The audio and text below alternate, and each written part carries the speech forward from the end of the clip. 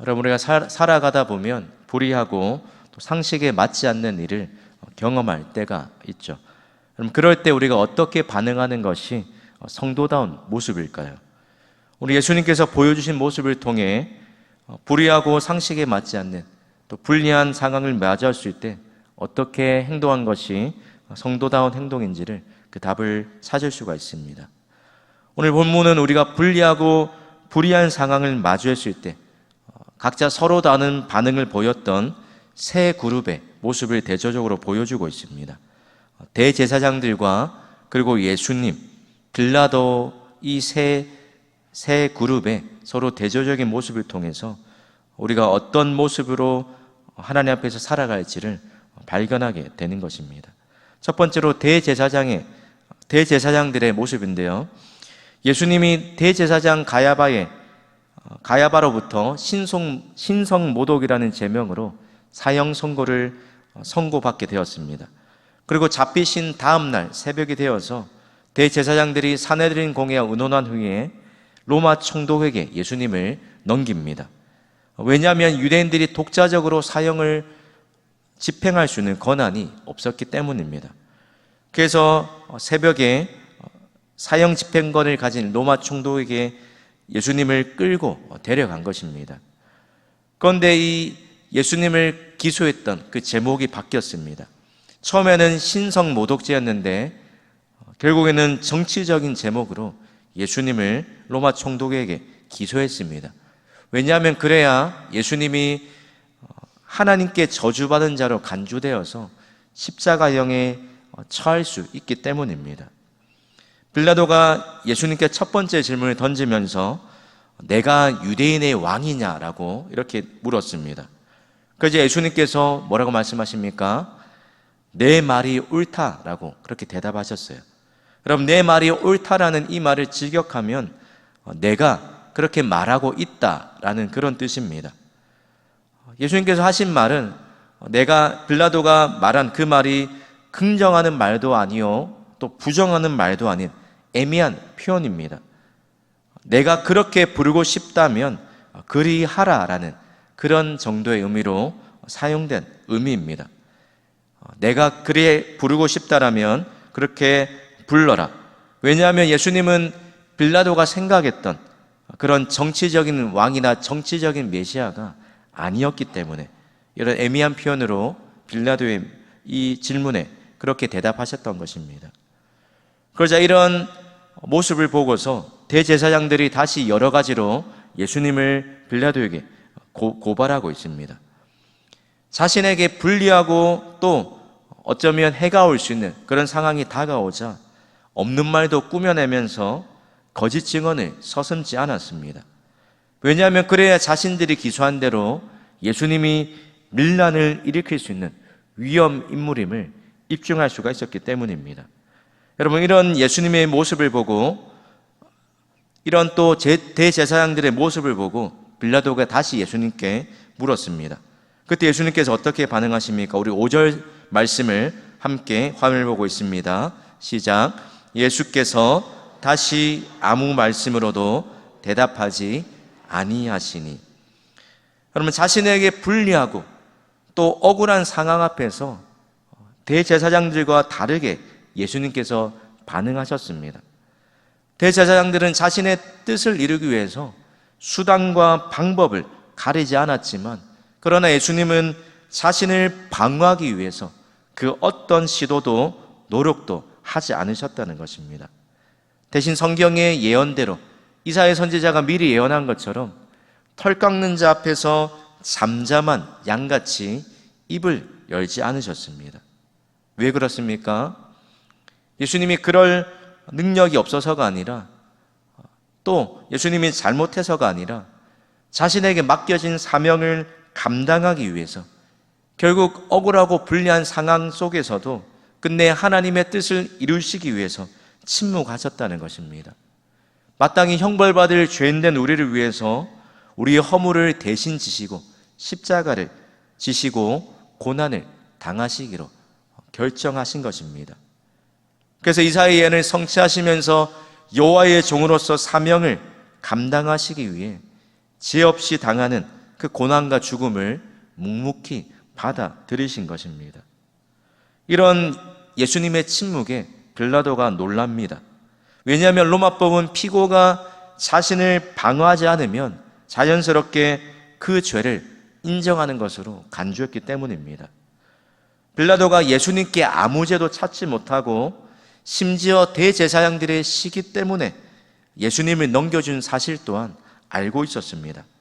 그래서 유월절에 하던 그 명절에 하던 전례대로 예수님을 특별 사면으로 풀어주려고 시도했습니다. 그런데 자신의 생각과 전혀 다르게 상황이 흘러가고 무리들이 바라바를, 폭동을 일으켰던 바라바를 풀어달라고 요구했습니다. 왜냐하면 이 대제사장들이 충동질해서 무리들이 분별력을 잃어버리고 분위기에 휩쓸려서 죄를 짓고 또 악한 계획에 동조되었기 때문입니다. 그럼 그러자 빌라도가 이렇게 대답합니다. 12절 하반절 말씀입니다.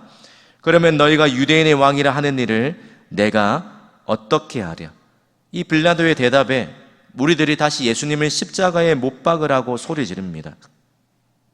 그 소리를 듣고 빌라도가 마지막으로 예수님이 무슨 죄를 지었냐고 되물었습니다. 그러자 더욱 거세게 십자가에 못 박으소서라고 외치는 그 무리들의 요구에 어쩔 수 없이 결국 빌라도가 어떻게 반응합니까? 우리 15절 말씀을 함께 화면을 보고 있습니다. 시작. 빌라도가 무리에게 만족을 주고자 하여 바라바는 놓아주고 예수는 채찍질하고 십자가에 못 박히게 넘겨주니라.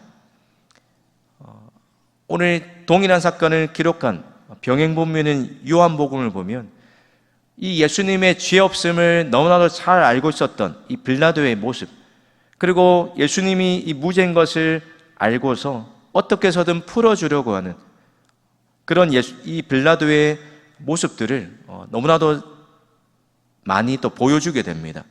그런데 결국 이런 결정을 할 수밖에 없었던 그 이유를 요한복음 19장 12절에 이렇게 설명합니다.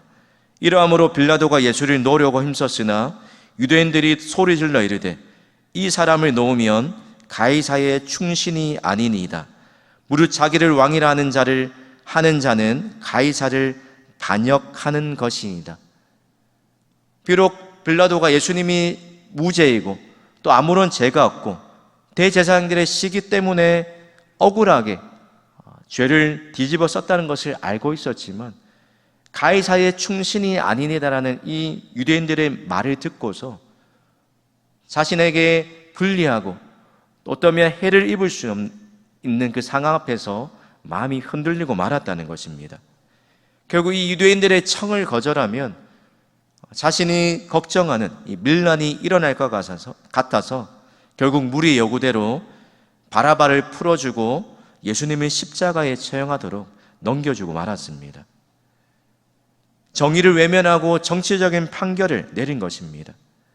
자신의 입지가 위험해질 수 있는 그 불리한 상황 앞에서, 또 불리한 상황 앞에서 예수님을 풀어줄 수도 있고 또 예수님을 처형할 수도 있는 이 선택의 갈림길 앞에서 결국 빌라도는 옳고 그름을 외면하고 진리를 외면하고 말았다는 것입니다. 그리고 책임을 회피하고 전가했습니다. 상황에 떠밀리고 사람들의 요구에 압박에 못 이겨서 악한 일인 줄 알면서도 그 일을 방관하고 타협하고 말았습니다. 자신에게 손해가 오지 않기 위해서 자신에게 유익이 되는 선택을 택하고 말았던 것입니다. 사랑하는 성도 여러분, 오늘 본문을 통해서 조금씩 모양은 서로 다르지만 결국 하나님의 뜻을 따르고 이루는 데 실패한 사람, 그리고 결국 하나님의 뜻을 이룬 예수님, 이 두 모습의 대조적인 모습을 우리에게 보여주고 있습니다. 한 그룹은 자신에게 불리하고 불이한 상황이 닥쳤을 때 결국 하나님의 뜻을 저버렸지만, 또한 반대로 자신에게 불리하고 또 불이한 상황 앞에서도, 그런 악조건 속에서도 결국 하나님의 뜻을 이룬 예수님의 모습을 대조적으로 보여주고 있습니다. 우리 또한 예수님처럼 하나님의 뜻을 이루기 위해서 나의 뜻보다 하나님의 뜻을 우선시하는 그런 삶이 되시기를 축복합니다. 빌라도처럼 기준이 불분명하면 우리가 하나님보다 사람의 시선을 더 의식하고 사람의 인정을 구하게 되면 결국 우리 또한 상황과 사람의 말에 흔들려서 무엇이 진리이고 무엇이 참인지 알면서도 결국 잘못된 선택에 빠지게 되고 마는 것입니다. 또한 결국 하나님의 뜻을 이루지 못한다는 사실 또한 잊지 마시기 바랍니다. 오늘 예수님처럼 어떤 외압이나 어떤 위협 속에서도 또 어떤 협박에도 흔들리지 않고 끝까지 분명한 믿음을 가지고 살아가실 수 있기를 바랍니다. 오늘 하루를 보내면서 이 질문을 가슴에 품고 나의 믿음이 어떠한지를 점검하면서 보내시기를 바랍니다. 혹시 내가 말씀보다 사람과 세상의 이목을 더 의식해서 결정한 일이 있다면 무엇인가? 이 질문뿐만 아니라 내가 결국 말씀을 기준으로 사람이 아닌 하나님을 기쁘시게 하는 결정을 내리기 위해서 무엇을 결단할 것인가? 이 질문을 가슴에 품고 오늘 삶의 순간순간마다 진리 되시는 하나님의 말씀을 기준으로 삼아 판단하고 결정하면서 오늘 하루의 삶 속에서 하나님의 뜻을 이루며 믿음으로 한 걸음 한 걸음 내디디시는 그런 저와 여러분의 삶 되시기를 우리 주님의 이름으로 축복합니다. 지금 화면에 있는 기도 제목을 함께 읽습니다. 불리하고 불의한 상황 속에서도 끝까지 하나님의 뜻을 따라 살아가게 하옵소서. 내 삶의 모든 결정과 판단의 기준이 오직 하나님의 말씀이 되게 하옵소서. 아멘. 기도하겠습니다. 하나님 아버지, 또 오늘 하루를 살아가는 우리의 삶 속에서 끝까지 하나님의 뜻을 이루는 삶 살아갈 수 있도록 우리에게 불리하고 또 불의한 상황 앞에서 끝까지 믿음으로 인내하며 주님의 뜻에 순종할 수 있는 믿음을 허락하여 주시옵소서. 사람의 말과 주변의 상황에 등 떠밀려 또 그 압력에 굴복하여 하나님의 뜻을 저버리지 않도록 오늘도 끝까지 하나님의 말씀만이 우리의 선택과 삶의 기준이 되는 삶을 살게 하여 주시옵소서. 감사드리며 예수님의 이름으로 기도드립니다. 아멘.